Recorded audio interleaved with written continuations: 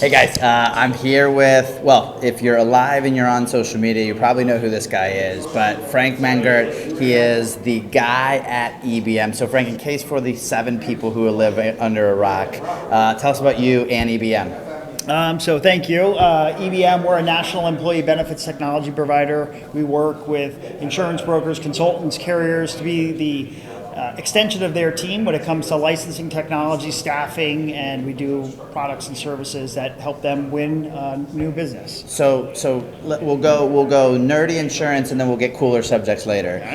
So I was an advisor for 15 years. I know very little about technology. So in your intro, to make it easy for people to understand, you essentially make me look really smart and like a member of my team.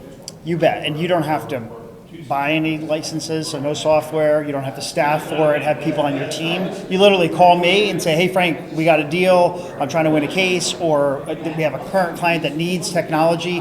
We come in, do the evaluation, the assessment, make sure that they're going to get what they expect to get, and we do the rest. So yeah, you're hands off, but we make you look like a rock star. So if you had to say generically, what are 3 things a broker needs to be listening for in their client and prospects conversations, or avatars of that client, like somebody who's this?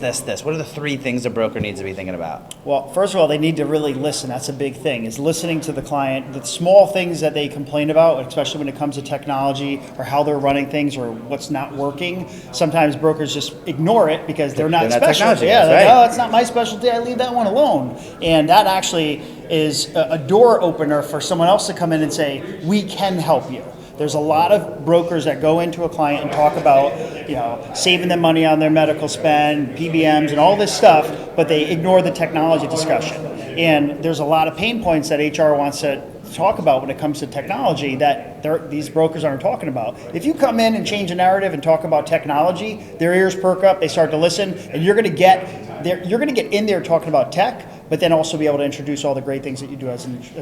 And I love the 1-2 punch, right? Because the reality of it is, no matter what, and this is what I try to tell people all the time, no matter what, you ask an organization, CEO, CFO, anybody in the organization, anything that they want to accomplish needs money. Mm-hmm. So the reality of it is, if you can go in and understand that HR has trouble with administration, trouble with not understanding their demographics, compliance, whatever it is, all the things that technology, well, one, working with you can solve the money problem, mm-hmm. but also talking about and combining that conversation.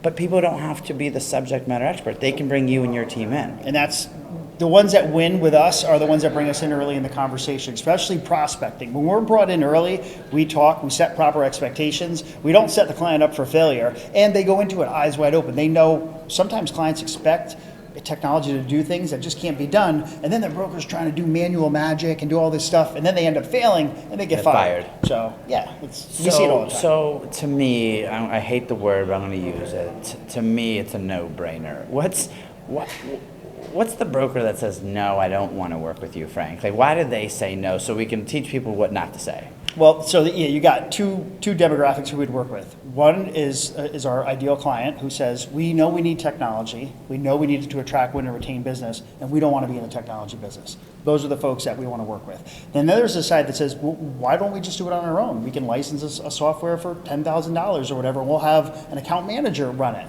And those are the ones that think they got to figure it out. And what I would challenge them to say is, look at your P&L and tell me what you're making on technology. Because you can license a system for 10 grand or 15 grand, whatever it is. You got to pay an AM, and then you're taking that AM away for doing the work that they should be doing. Yeah. So you're losing money. Technology within an insurance brokerage, it's a loser.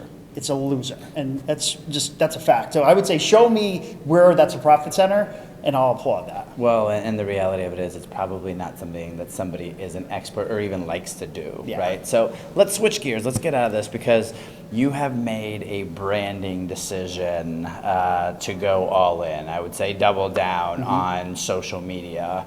I'm sure it started one day with some catalyst, some reason. What was that reason? And talk to me about the journey. Any tidbits of advice you would have for somebody who looks at you and says, you've got 9 billion followers now, but Frank started somewhere. So let's talk about that journey. Yeah, so it's funny because even here at the conference, people come up and be like, "Oh, you're a natural, dude. You're killing it. Follow your content." And these are people like I don't even recognize them, but they're following me. So it's sort of this one-sided relationship where they're consuming my content and they appreciate it.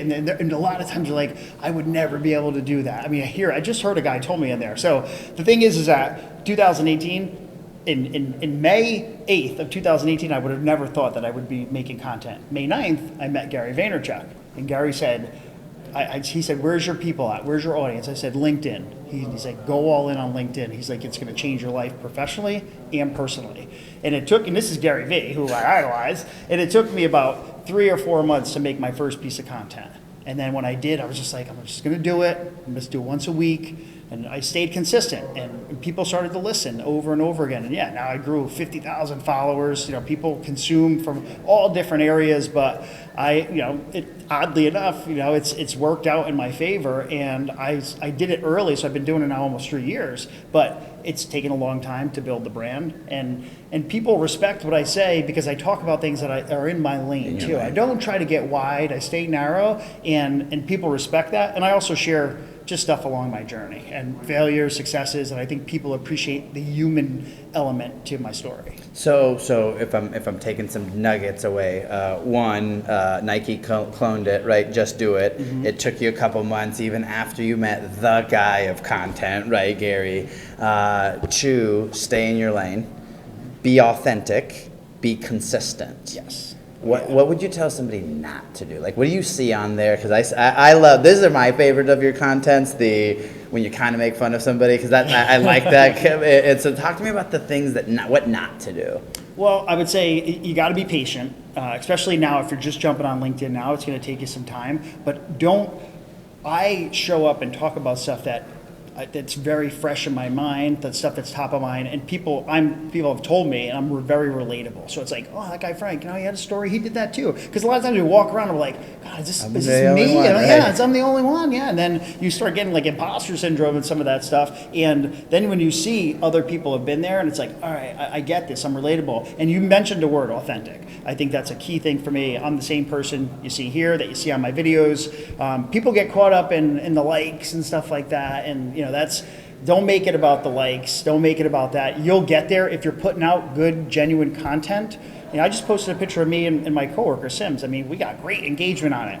And it's just a photo telling a story about how Sims landed a job. And that's, again, just stuff that people see and they're like, wow, this works. This platform's awesome. So being relatable, I think, is a key factor. I love it. So last conversation, which is completely unnatural to me, but you natural. So I worked a corporate job for 16 years, and I would say was somewhat of the golden boy there, and had an event and jumped ship. But you were selling candy bars as a kid, so you were a natural entrepreneur. Talk to us about like that journey and that day that you're like, I'm going to own my own companies and I'm not going to work for anybody else, and why you did that. Yeah, so I did. I came, the short version of the story, I came from very humble beginnings, grew up in South Florida, and I used to go to the store in the morning, buy candy, fill my book bag, and I would hustle candy. And you could sell Wrigley packs for $0.25, 50 cents, blow pops, everything. It was small Airheads markup. at my school. And I would just load up. I mean, I had a bag full of change, and I was the candy guy, and I used to hustle candy. I used to push a lawnmower around my whole neighborhood, and I used to mow people's lawns. And their lawn would be crazy. I'm like, I'll do it for $15. I'd be like, oh no, I'll do it for 10. And I would just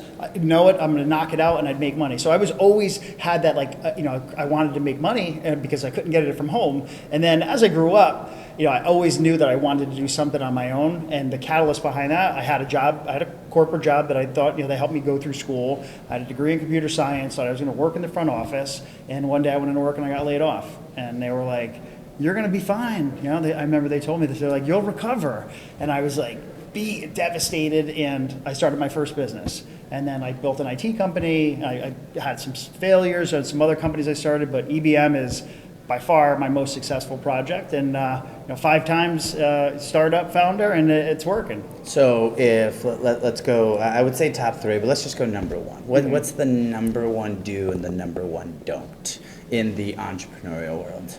Well, I would say do take risks. People are risk averse. People don't want to do it because they feel comfortable. They're in the zone. Like, you got the corporate job, you're making $100,000, whatever it is. It's like, well, I'm not going to take that step. People are afraid to take risks. I would say absolutely do that. But I would also say on the flip side of that, don't take stupid risks. You know, when when I first started my company, I was running, like, at the time it wasn't a popular term, but it is now, a side hustle. I was fixing computers, I was trying to learn my craft. So when I lost my job, I had already built up a side hustle where people were calling on me that I started to, now went all in on, but I turned that into a revenue stream. So people, if you think you got a good idea and you got a cush job, keep the cush job. And work outside of your hours to build up that side hustle, because if it works and people will pay you money to solve a problem for them, then you can go all in. Yeah, and I love it. And again, I consume a bunch of Gary Vee. It's like it's not how many hours you sleep. It's the what you do with the hours that you're awake. So that side hustle is like, screw Netflix, screw video games, don't worry about Instagram. I mean, that's 4 or 5 hours a day you could do times 5 days a week. That's a 20-hour job right there, and that's not even the weekend. I know, yeah. So, well, man, thanks so much for coming on. I enjoy everything that you do, and thanks for being an inspiration for everybody, because whether they come up or not, people, admire you. So Cool. thanks for that. Thank you, man. I appreciate it.